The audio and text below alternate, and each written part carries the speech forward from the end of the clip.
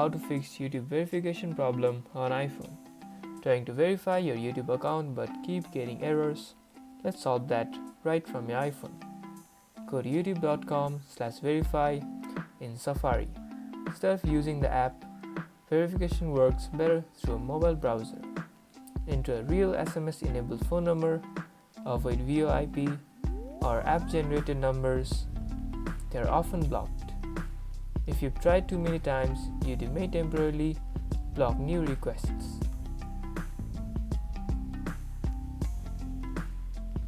Wait for 24 hours before trying again.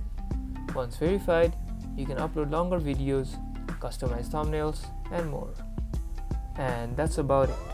If you guys enjoyed this video, or if this video managed to help you, don't forget to smash that like button and subscribe for more videos like this. Thank you guys for watching, and see you guys in the next tutorial.